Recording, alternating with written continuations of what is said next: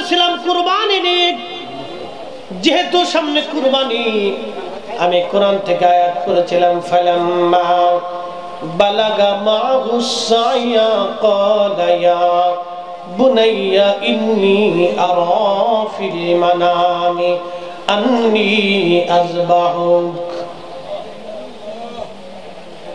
আল্লাহ বললেন কোরআন শরীফে আমার আল্লাহ পাক এই ঘটনাটাকে চমৎকার উপস্থাপন করলেন। কুরবানিটা কেন হবে? পৃথিবীর মধ্যে আল্লাহ রাব্বুল আলামিন 1,24,000 নবী রাসূল পাঠিয়েছেন। তার ভিতরে একজনকে আল্লাহ খলিল বানিয়েছেন, তার নাম ইব্রাহিম আলাইহিস সালাম। আল্লাহ তার পরিচয় দিয়েছেন মিল্লাত আবিকুম ইব্রাহিম হুয়া সাম্মাকুমুল মুসলিমিন।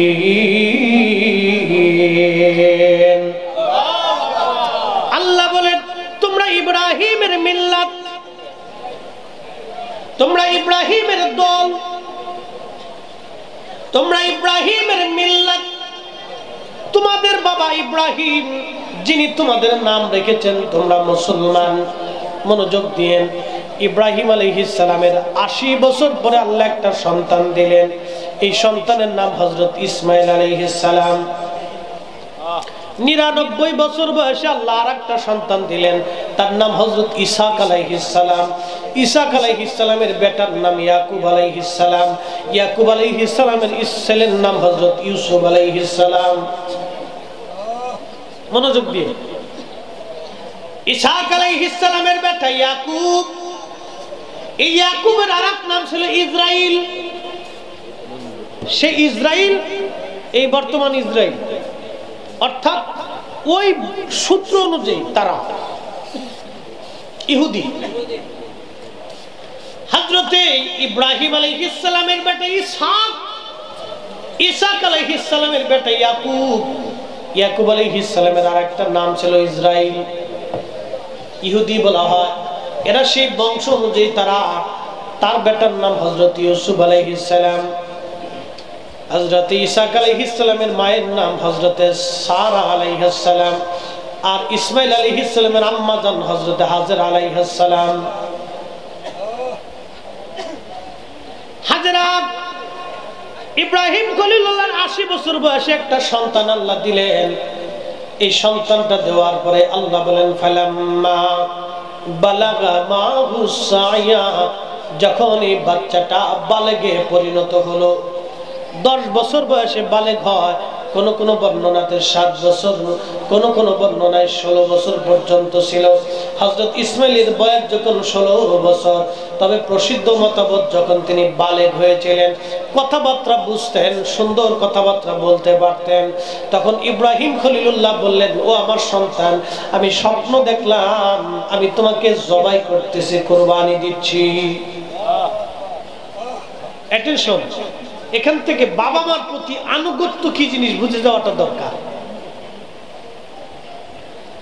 আল্লাহ রাব্বুল আলামিন কোরআনে বললেন, হযরত ইব্রাহিম বলেন সন্তান আমি স্বপ্ন দেখলাম আমি তোমাকে কুরবানি করতেছি, এবার তুমি বলো তোমার মতামত কি।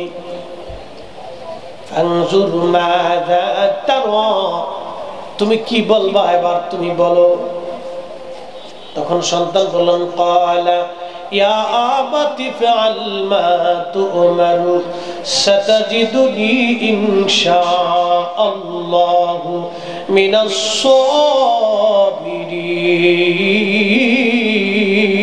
সাবিরিন।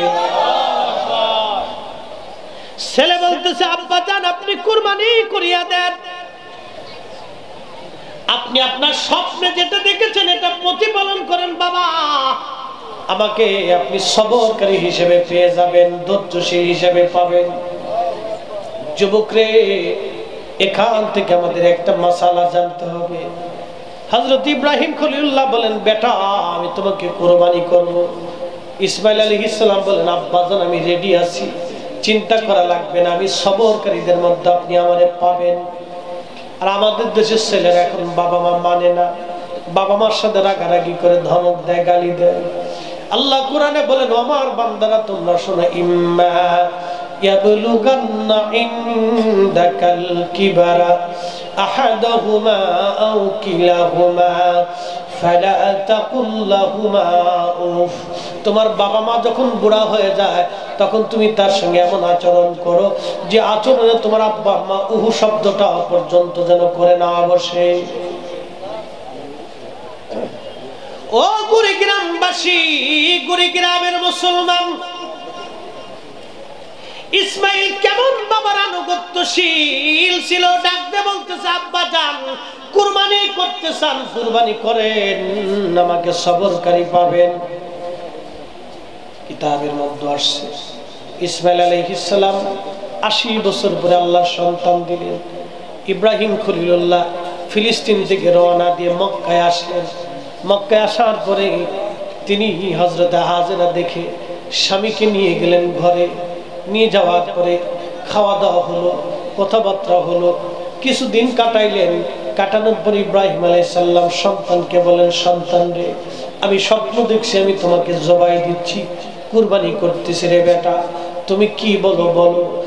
ইসমাইল আলাইহিস সালাম বলেন, ইয়া আবাতি ফাল মা তু'মারু সাতাজিদুনি ইনশাআল্লাহু মিনাস সাবিরিন।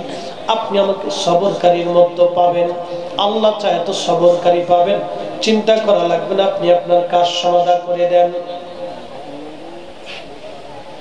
হযরত ইব্রাহিম বিবি সাহেবকে বললেন, বিবি রে, আল্লাহর পক্ষ থেকে নির্দেশ আসছে আমাকে সন্তান কুরবানি করার বলো। বিবি সাহেব বললেন, স্বামী রে, আল্লাহর হুকুম যেইভাবে আসছে আপনি সেইভাবে করেন, চিন্তার কোনো কারণ নাই। তাহলে বিবি, তুমি সন্তানকে গোসল টোসল করে সাজায় গুজায় দিয়ে দাও, আমি তাকে মিনা প্রান্তরে নিয়ে যাব। আহা, বড় কঠিন পরীক্ষা ছিল ইব্রাহিমের জীবনে। এই জন্য ওনার নামের পিছনে খলিলুল্লাহ বলা হলো, তিনি আল্লাহর বন্ধু। আর আমার নবীর নামের পিছনে হাবিবুল্লাহ বলা হলো, তিনিও আল্লাহর বন্ধু। খলিলুল্লাহ তাকে বলা হয় যিনি আল্লাহকে সব সময় খুশি করতেন, তিনি হলো খলিলুল্লাহ। আর হাবিবুল্লাহ তাকে বলা হয় আল্লাহ যাকে সব সময় খুশি করতেন, তিনি হলো হাবিবুল্লাহ। খলিলুল্লাহ হলো আল্লাহকে যিনি খুশি করতেন, তিনি খলিলুল্লাহ। আর হাবিবুল্লাহ হলো আল্লাহ যাকে খুশি করতেন, তিনি হাবিবুল্লাহ। একসাথে জোরে বলবেন কি আল্লাহু আকবার, চিৎকার মেরে বলবেন কি ইয়া রাসূলুল্লাহ। প্রশ্ন রাখবেন মুফতি ফরিদি, কিভাবে আপনি বললেন খলিলুল্লাহর কুরবানির কথা পরে যায়, হাবিবুল্লাহর কথা বলে দিয়ে যায়। সহিহ মুসলিমের ভিতরে হাদিস আসছে, কিয়ামতের মাঠে আল্লাহর নবী উম্মত নিয়ে জান্নাতে চলে যাবে। জান্নাতে যাওয়ার পরে জান্নাতের ভিতর থেকে নবী আওয়াজ পাবে, জাহান্নামের ভিতরে উম্মতরা কেঁদে কেঁদে হয়রান হয়ে যাচ্ছে। আল্লাহর নবী দৌড়ে আসবে জান্নাত থেকে বের হয়ে, আর সে আল্লাহর সামনে এসে সিজদায় পড়ে কাঁদবে, ইয়া রব হাবলি উম্মতি, আল্লাহ আমার উম্মত গুনাহগার, আল্লাহ আমার উম্মত গুনাহগার। আল্লাহ বলবে, হাবিব, আপনি যা চাইছেন আমি তাই দিয়েছি। এই মেহেশরের মাঠে আপনার কোনো কিছু অপূর্ণ রাখি নাই। নবী, আপনি যা চেয়েছেন আমি তাই দিয়েছি। এখন আপনি সিজদায় পড়ে কাঁদেন, উম্মত উম্মত বলে কাঁদেন, কি হয়েছে বলবেন। আল্লাহ পাক ডাক দিয়ে বলবেন, হাবিব বলেন কি বলবেন। আমার নবী কেঁদে দিয়ে বলবে, ইয়া রাব, আমার উম্মত এখনো জাহান্নামের মধ্যে পড়ে পড়ে কাঁদতেছে। আল্লাহ গো, আমার উম্মত জাহান্নামে থাকবে আর আমি নবী জান্নাতের মধ্যে থাকবো, তা হবে না। আল্লাহ আমার উম্মত আমার সাথে জান্নাতে না দিলে আমি নবী জান্নাতে যাব না। চিৎকার মেরে বলবেন কি ইয়া রাসূলুল্লাহ। তুমি মোদের আশার আলো, তাই তো তোমায় বাসি ভালো। বলেন, তুমি মোদের আশার আলো, তাই তো তোমায় বাসি ভালো হৃদয়। ও নবী, আমি আপনাকে অচিরে খুশি করব। আমরা সেই নবীর উম্মত, এখনো মসজিদের জুতা চুরি করি। আমরা সেই নবীর উম্মত, এখনো মানুষের মাথায় বাড়ি দেই। আমরা সেই নবীর উম্মত, এখনো নামাজ ছেড়ে দিয়েছি। আমরা সেই নবীর উম্মত, এখনো হারাম খাই। আমরা সেই নবীর উম্মত, এখনো মানুষের রক্ত চুষে নেই, আমরা সেই নবীর উম্মত। এখনো ফরমালিন নামক বিষ খাবারে মিশাই, আমরা সেই নবীর উম্মত। এখনো মালে ভেজাল দেই, আমরা সেই নবীর উম্মত। এখনো মানুষ ঠকাই, আমরা সেই নবীর উম্মত। ওজনে কম দেই, কথা কোন ঠিক কিনা? আহা, উপায় কি হবে আমাদের? আল্লাহর নবী বলতেছেন, উম্মতে দিনার পরিমাণ ঈমান যার আছে জাহান্নাম থেকে বের করে নিয়ে জান্নাতে নিয়ে যাব। আবার জাহান্নামীরা কাঁদতে থাকবে, নবীজি এসে আবার সিজদায় পড়ে যাবে, ও রব আল্লাহ, ইয়া রব হাবলি উম্মতি।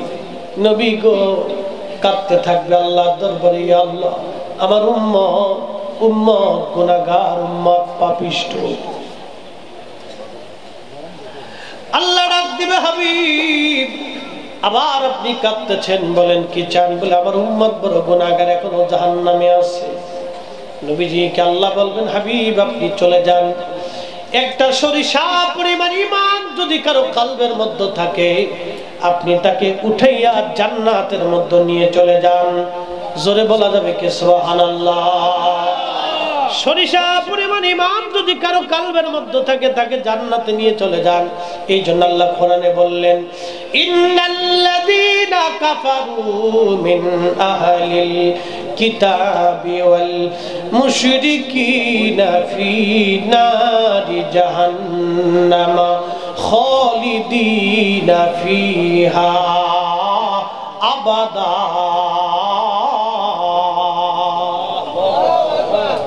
নিশ্চয় যারা কাফির কুফরি করেছে, আল্লাহর সাথে আরেকজনকে শরীক করেছে, আরেকজনকে খোদা মেনেছে, গাছের খোদা মানছে, মূর্তির খোদা মানছে, মাছের খোদা মানছে, আগুনের খোদা মানছে, পাহাড়ের খোদা মানছে, মানুষের খোদা মানছে।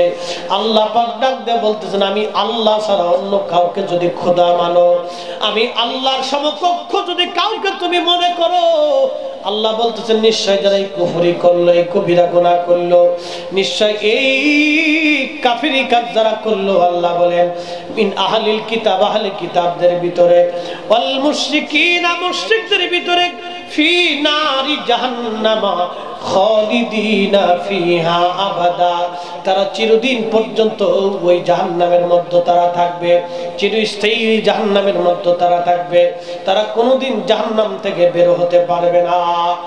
কিন্তু যাদের কলবের মধ্যে ঈমান থাকবে, তারা সেই জাহান্নাম থেকে একদিন না একদিন বের হয়ে আসবে। আল্লাহ ডাক দিয়ে বলবে, হাবিব যাররা পরিমাণ ঈমান যার আছে, আপনি চলে যান। যাররা পরিমাণ ঈমান যার কলবের মধ্যে আছে, আপনি তাকে জাহান্নাম থেকে বের করে নিয়ে এসে আপনি তাকে জান্নাতে নিয়ে চলে যান। একবার জোরে বলা যাবে কি সুবহানাল্লাহ? তুমি মোদের আশার আলো, ঠিক কিনা?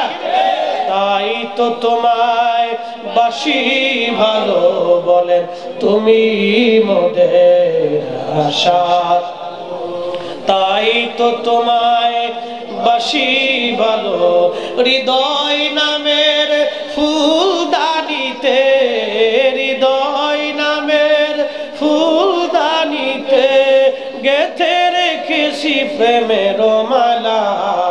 ইয়া রাসূলুল্লাহ, ইয়া হাবিবাল্লাহ, বলেন ইয়া রাসূলুল্লাহ, ইয়া হাবিবাল্লাহ, ইয়া রাসূলুল্লাহ। তিনি হাবিবুল্লাহ, খলিলুল্লাহ, যিনি আল্লাহকে খুশি করতেন, তিনি খলিলুল্লাহ। ইব্রাহিম আলাইহিস সালামের কথা বলছিলাম, 80 বছর পরে আল্লাহ সন্তান দিলেন। এরপরে আল্লাহ বলেন যাও কুরবানি করে দাও। এই হুকুম পাওয়ার পরে হযরত ইব্রাহিম খলিলুল্লাহ আলাইহিস সালাতু ওয়াস সালাম চলে আসলেন। আসার পরে বিবিকে বললেন, বিবি রে, আমার সন্তানকে সাজায় গোজায় গোসল করায় দাও, তাকে মিনা প্রান্তরে কুরবানির জন্য নিয়ে যাব। হযরত ইব্রাহিম আলাইহিস সালাম সন্তানকে নিয়ে রওনা করলেন।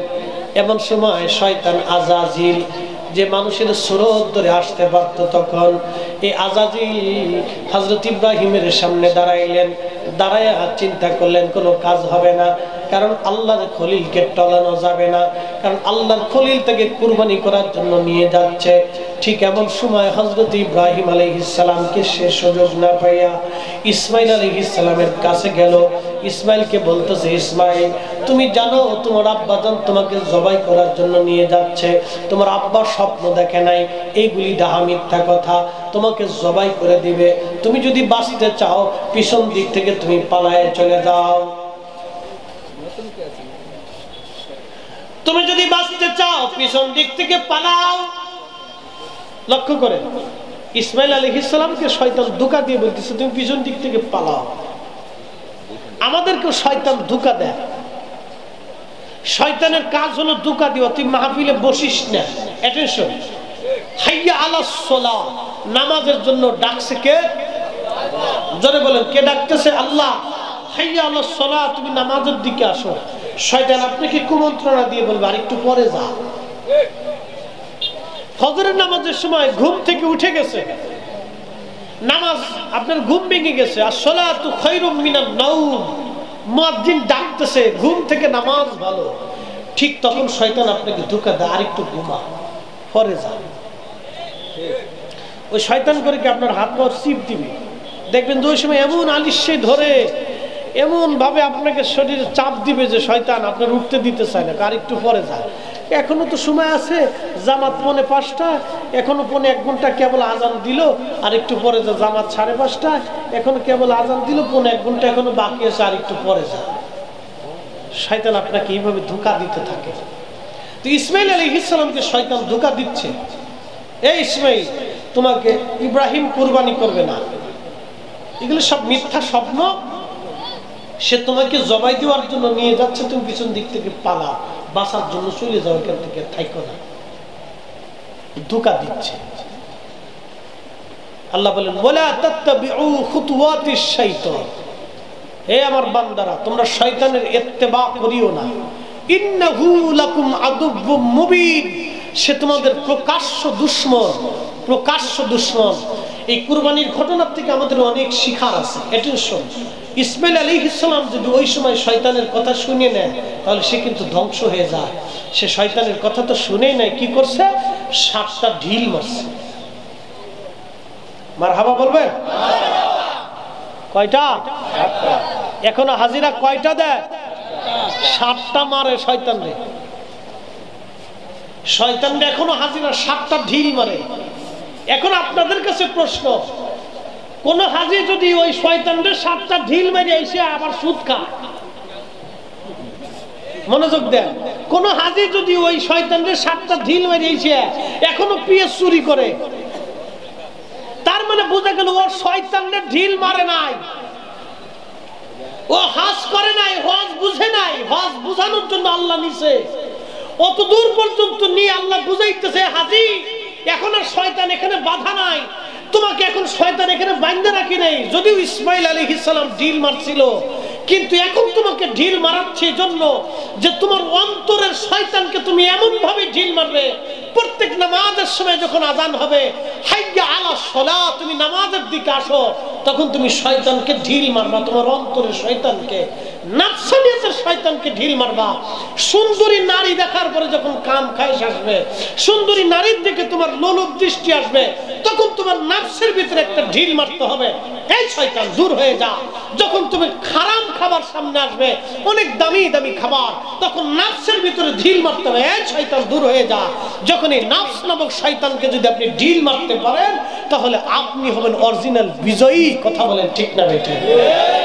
কিন্তু আমরা তা পারছি, হাজি হজ করে আসার পরও পিএস চুরি করতেছে। জানেন না কত কোয়ালিটির হাজি আছে দেশে? ওরে হাজি সর্বনাশ।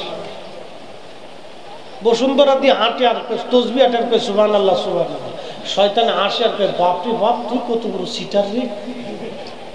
হ্যাঁ, এই যে পিএস চুরি করলি, তেল চুরি করলি, গম চুরি করলি, চাল চুরি করলি, তখন বিরাট বড় বুজুর্গ হয়ে গেছিস, মক্কা শরীফ ঘুরে ঘিরে এসে মক্কার ঘর ধরে কান দেখা আল্লাহ মাফ করে দাও। শয়তানে আসে আর কই তুই আমার সাথে বড় শয়তান। আচ্ছা আপনাদেরকে একটা কথা কই, একজনে হজ করতে গেছে, ধরেন বহুত আজিজ আছে, এই যে পিএস টিএস চুরি করিয়া, এই যে পিএসের দাম সিন্ডিকেট করে পিএসের টাকা দিয়ে হজে চলে গেছে, ধরেন এই হজে এইবারের হজে সে গেল না। এখন টাকা তো আর হেড টাকা না, টাকা হলো আমরা পকেটের টাকা। এই কথা বল না, জোরে বলে আমি সে কথা বললাম কি তোকে ঘুমাইছে? হ্যাঁ, মুসল্লি খুব পাকা অনুসারী দিচ্ছে মাদ্রাসার ছেলেরা, মারহাবা কর। ওরা আমাদের আগামী দিনের সিপাশালা, ওরাই সুন্নতের ঝান্ডা ধরে রাখবে, আমরা কবরে চলে যাব, ঠিক কিনা? ওদেরকে তৈরি করতে হবে আমাদেরকে।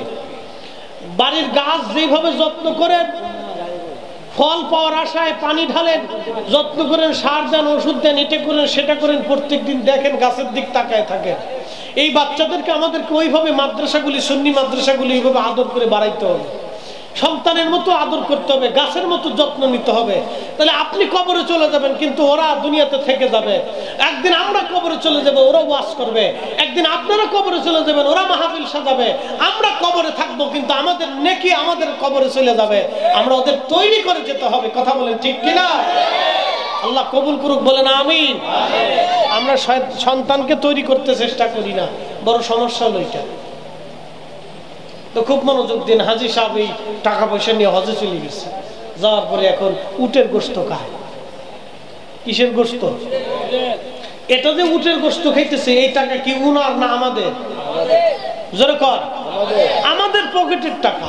এখন এই পকেটের টাকা দিয়ে যে উটের গোশত খেয়ে হজ করতেছে, এখন আপনারা বলেন ওই উটের গোশত আর শুয়োরের গোশতের মধ্যে তফাৎ কি? 313 জন রসুল, প্রসিদ্ধ রসুল 4 জন। নূহ আলাইহিস সালাম একজন রসুল ছিলেন।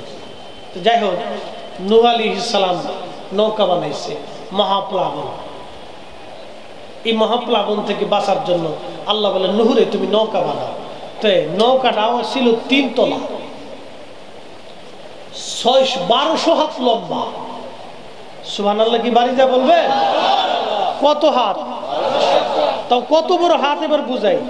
আদম আলাইহিস সালামের বেটা শীষ আলাইহিস সালামের কয়েকজন পুরুষের পরে হলো নূহ আলাইহিস সালাম।